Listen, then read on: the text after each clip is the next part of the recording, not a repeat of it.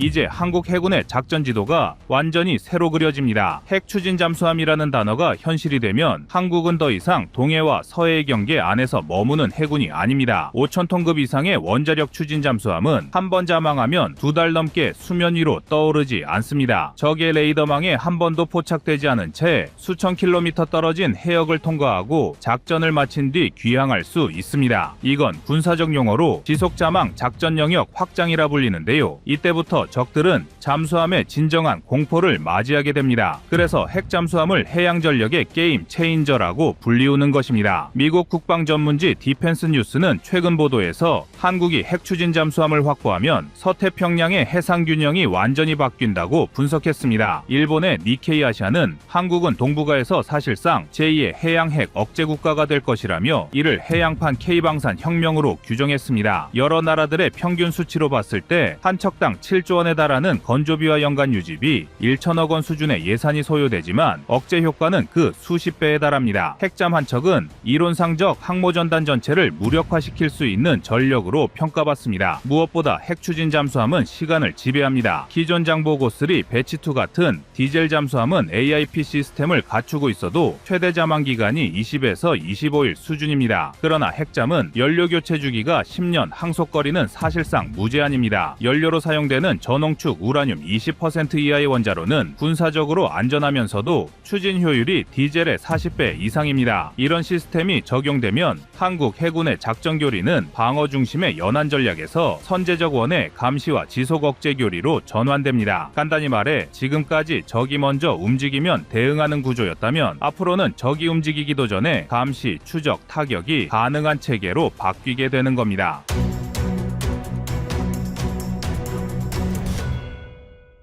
핵추진 잠수함이 실전에 배치되면 한국 해군의 작전 지도는 전례 없이 입체적으로 바뀝니다. 그 변화는 단순히 작전 반경이 넓어진다는 수준이 아니라 전술 교리의 축 자체가 재편되는 수준입니다. 특히 중국, 일본, 북한이라는 세 방향의 위협에 대응하는 구조에서 핵잠이 어떻게 전장을 지배할 수 있는지를 시나리오로 풀어보면 그 의미가 더 뚜렷해집니다. 먼저 중국입니다. 중국 해군은 2024년 기준 항모 3척, 핵잠 12척, 디젤잠 40여 척을 보유하며 서해와 남중국해를 연결하는 바스해 라인을 통해 북태평양으로 진출하고 있습니다. 한국의 핵잠이 이 시나리오에 등장하면 상황은 완전히 달라집니다. 한국형 5,000톤급 핵잠은 장보고 3배치2보다 2배 이상 큰 원자로 추진 시스템을 탑재해 최대 자망 속도 35노트, 작전 지속 기간 90일 이상을 유지할 수 있습니다. 즉, 동해에서 출항한 뒤 대만 해협 인근까지 은밀히 이동하여 중국 북해 함대의 움직임을 실시간으로 추적할 수 있습니다. 이 작전의 핵심은 정보 우위입니다. 한국의 핵잠은 함체 전면부에 장착될 예정인 국산 예인형 저주파 소나 시스템을 통해 200km 방향의 수중 목표를 탐지할 수 있습니다. 이 장비는 소음을 최소화해 탐지당하지 않으면서도 적 잠수함의 진동 신호를 포착할 수 있습니다. 이 능력이 갖춰지면 중국의 공구사형 핵잠이 음파를 흘리고 지나가는 순간 한국 잠수함은 위치, 속도, 침노를 추적한 뒤 연동된 해군 데이터 링크로 이지스함, 초계기, 위성으로 즉시 정보를 공유하게 됩니다. 그렇게 되면 중국의 SLBM 운영 루트가 사실상 한국의 감시망 안에 들어오게 됩니다. 이런 정보 타격 체계는 보이지 않는 전쟁을 만들어냅니다. 핵잠이 탐지한 데이터는 실시간으로 합참의 C4, ISR 체계에 전송되고 필요시 초음속 순항미사일이나 함대함 미사일이 타격을 수행합니다. 즉, 적이 감지하기도 전에 이미 대응이 끝난 전쟁이 만들어지는 겁니다. 중국이 두려워할 수밖에 없는 이유가 바로 여기에 있습니다. 다음은 일본입니다. 일본 해상자위대는 아시아 최강급의 디젤 잠수함 전력을 보유하고 있지만 그 작전 방향은 여전히 일본 열도 중심의 방어선에 머무르고 있습니다. 오야시오급과 소류급은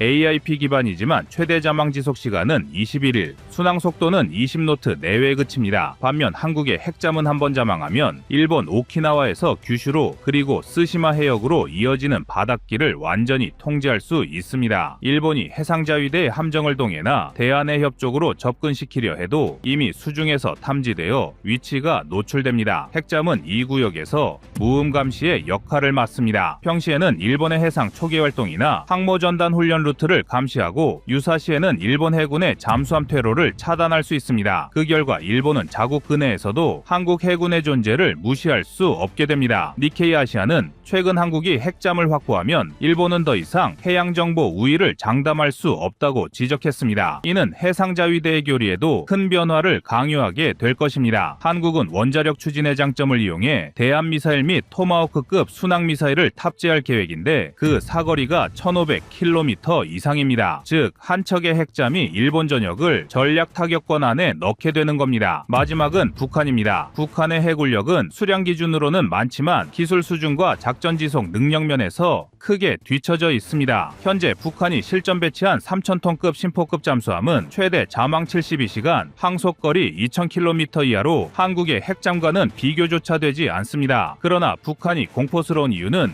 은폐작전과 기습 발사입니다. 이에 대응하기 위해 한국의 핵잠은 항시감시 체제로 움직이게 됩니다. 예를 들어 동해 깊은 수역에서 핵잠 한 척이 배치되면 북한 심포조선소에서 움직이는 SLBM 발사용 잠수함의 출항을 즉시 탐지할 수 있습니다. 그 즉시 수중 추적을 시작하고 필요시 전자음향 교란 장비를 사용해 적 잠수함의 통신을 차단하거나 어뢰 사거리 밖에서 선제 어뢰 발사를 수행할 수도 있습니다. 기존 디젤 잠수함으로는 이런 연속 작전이 불가능했지만 핵잠은 무한 자망이 가능하기 때문에 24시간 365일 감시가 가능합니다. 이것이 바로 한국형 핵잠의 존재의 의미입니다. 더 나아가 북한이 미사일 발사를 감행할 경우 핵잠은 수중에서 SLBM 발사 위치를 실시간으로 역추적해 후속 타격 좌표를 확보할 수 있습니다. 즉 공격을 받더라도 그 즉시 보복 명령을 수행할 수 있는 체계가 완성되는 겁니다. 이 세 가지 시나리오는 모두 한 가지 결론으로 이어집니다. 한국의 핵잠은 단순한 전력 증강이 아니라 교리의 재편입니다. 해군의 전략 개념이 지상 명령에 따른 해상 대응에서 바닷속 독립 전략으로 전환되는 겁니다. 중국의 항로는 감시되고 일본의 훈련은 추적당하며 북한의 기습은 사전에 차단됩니다. 그 순간부터 주변국들은 더 이상 한국의 영해 근처를 쉽게 넘볼 수 없게 됩니다. 그 이유는 단 하나, 바다 밑에 보이지 않는 국가가 존재하기 때문입니다. 그 존재가 바로 한국의 핵추진 잠수함입니다. 핵잠의 전략적 가치가 단순한 타격 수단을 넘어서는 이유가 바로 여기에 있습니다. 디젤 잠수함이 특정 구역을 방어한다면 핵잠은 전장을 통제합니다. 예컨대 동해에서 은밀히 출항한 핵잠 한 척이 오키나와 인근까지 진입한다면 일본의 모든 항로는 감시망 안에 들어가고 중국 해군의 북태평양 진출로도 제어됩니다. 즉 적이 움직이는 모든 경로가 한국 해군의 잠재적 작전 구역으로 변합니다. 국내 군사당국자들은 이 프로젝트를 2030년대 중반 이후 핵잠 전력화를 목표로 설정했습니다. 함체는 KSS-3 배치 3급으로 설계되며 배수량은 약 5,000에서 6,000톤, 추진 출력은 190MW급으로 예상됩니다. 이는 일본이 구상 중인 오리온급 원자력 잠수함보다 약 20% 큰 규모이며 탐지 저감 성능에서도 한국이 우세한 것으로 평가됩니다. 한화오션과 현대중공업이 이미 SMR 개발 기술을 확보하고 있고 두산에너빌리티가 원자로 핵심 압력 용기를 국산화 완료했습니다. 따라서 외신들이 우려하던 기술 의존도 문제는 이미 극복된 셈입니다. 이제 남은 건 교리의 재정립입니다. 한국 해군은 그동안 대양작전보다 연안방어에 집중한 교리를 유지해 왔습니다. 핵잠 확보 이후에는 해상작전사령부의 작전 교리가 완전히 바뀌게 됩니다. 작전 핵심은 사일런트 커맨드 앤 딥 스트라이크, 즉 조용히 지휘하고 깊게 때리는 전략으로 핵잠이 전면 타격, 이전의 은밀감시 표적 데이터 획득의 중추 역할을 맡게 됩니다. 한마디로 전쟁의 시작 버튼을 누르는 손가락이 바다 밑에서 움직이게 되는 겁니다. 이 변화는 주변국에게도 엄청난 신호로 작용합니다. 일본은 자위대의 이즈모급 항모 전력 강화와 함께 핵잠 개발을 검토 중이지만 미국의 비확산 정책상 아직 추진권을 얻지 못했습니다. 중국 역시 공구 사명과 공고형 핵잠을 보유 중이지만 원자로의 소음 수준이 높고 탐지 회피 능력이 떨어지는 것으로 평가됩니다. 반면 한국이 새로 건조하는 핵잠은 세계 최고 수준의 저소음 스크류와 음향 탐지 회피 설계를 적용해 수중에서 100dB 이하의 정숙성을 유지합니다. 이는 미 해군 버지니아급과 거의 동급입니다. 이 말은 곧 한국이 핵잠을 확보하는 순간 동북아 바다의 음파 지형이 바뀐다는 뜻입니다. 그동안 일본과 중국이 주도하던 해양 감시망이 더 이상 효력을 발휘하지 못하게 됩니다. 핵잠 한 척이 바다 밑에서 움직이기 시작하면 그 순간부터 적의 해군력은 위치를 숨길 수 없습니다. 반대로 한국은 들키지 않습니다. 그게 바로 해군력의 질적 우위이자 핵잠이 존재하는 이유입니다. 이 모든 변화의 중심에는 보이지 않는 억제력이 자리 발휘합니다. 주변국들이 한국의 영해 근처에 함정을 접근시키는 것 자체가 부담스러워집니다. 바다 밑에서 언제든 조용히 접근할 수 있는 공격자가 있다는 사실은 전쟁을 시작하기도 전에 상대의 판단을 멈추게 만듭니다. 핵잠 확보는 결국 전투력의 문제가 아니라 전쟁 억제의 기술로 귀결됩니다.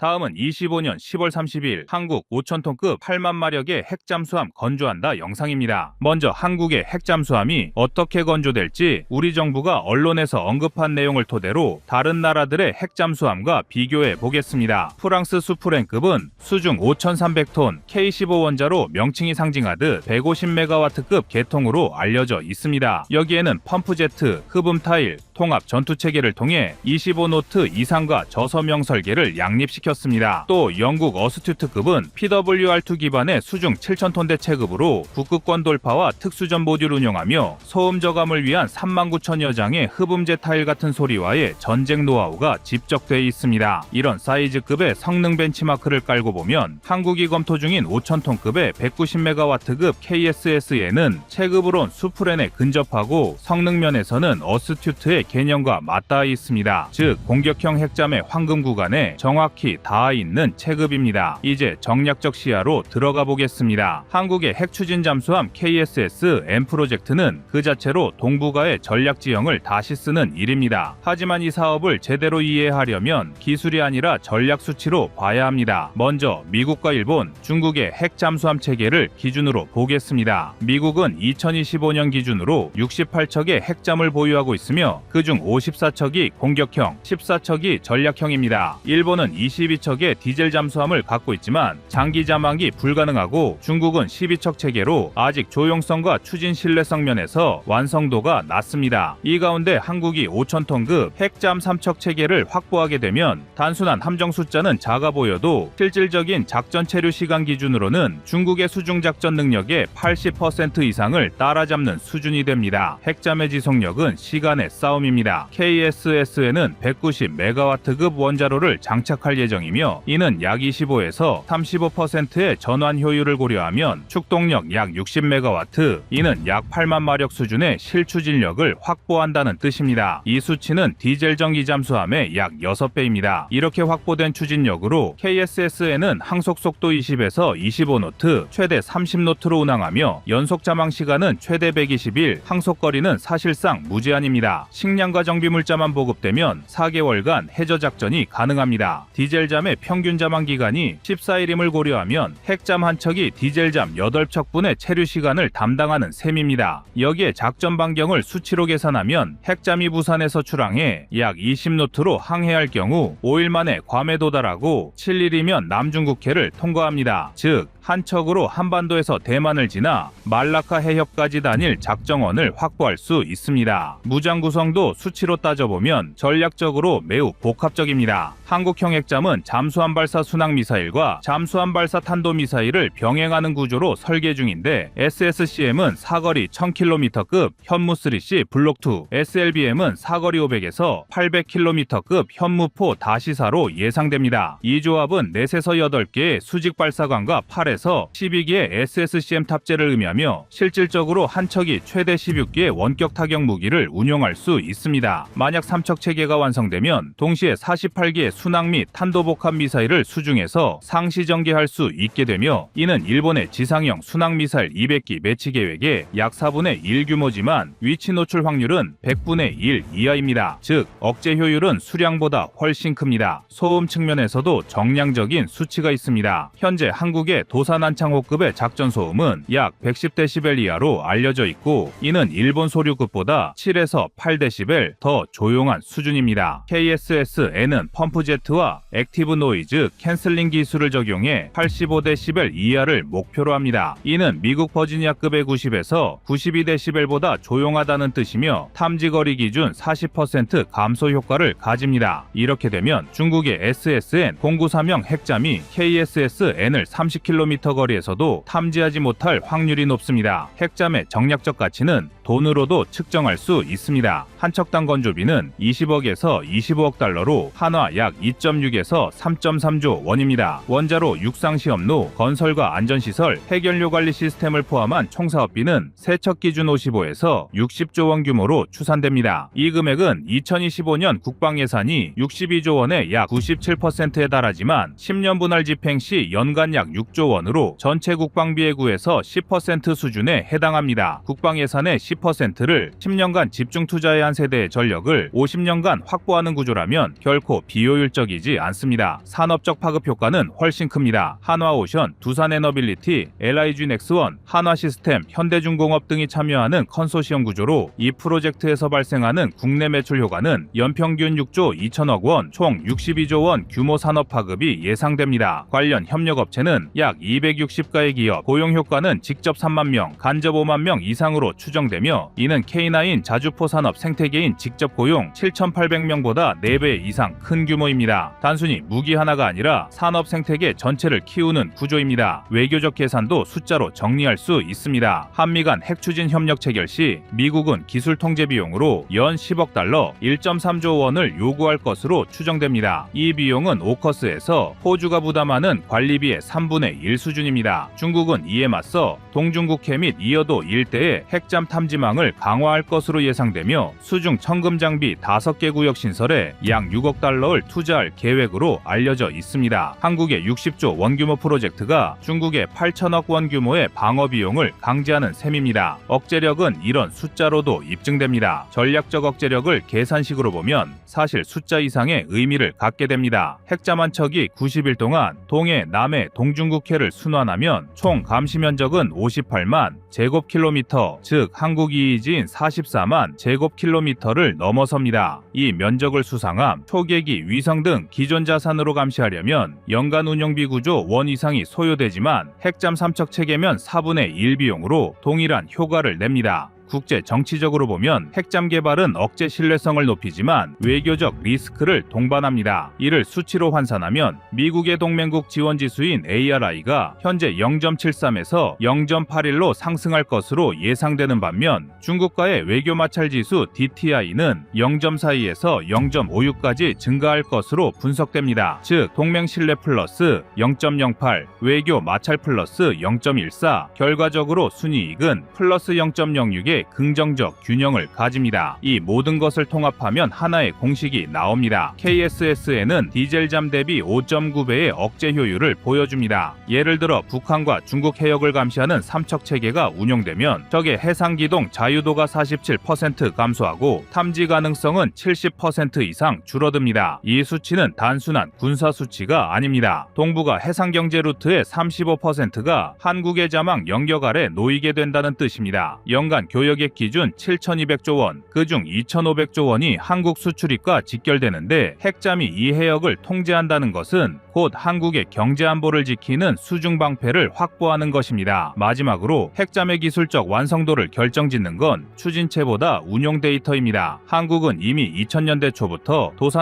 창호급을 통해 100회 이상의 발사 시험과 1000회 이상의 음향 분석을 축적했습니다. SLBM 발사 실험은 6회 중 6회 성공, SSCM은 CEP 3m 이하로 검증되었습니다. 이는 세계 평균인 미 해군 토마호크의 CEP 10m보다 3배 정밀한 수준입니다. 결국 이 모든 수치가 의미하는 건 하나입니다. 한국이 만들 핵잠은 단순한 함정이 아니라 국가 단위의 전략 무기를 확보한다는 것입니다. 5,000톤의 금속 덩어리 속에 190메가와트의 힘, 121의 체류, 60조 원의 투자, 8개의 SLBM, 3개의 원자로 안전 시스템, 그리고 8만 마력의 침무기 하나로 합쳐져 있습니다. 이 수치들이 모이면 지도 위에선 한 줄의 항적도 보이지 않지만 바다 밑에선 21세기 대한민국의 국력 곡선이 그려집니다. 그리고 그 곡선의 끝에는 한 줄의 결론이 남습니다. 핵잠은 전쟁을 하기 위한 무기가 아니라 전쟁이 일어나지 않게 만드는 무기라는 것입니다.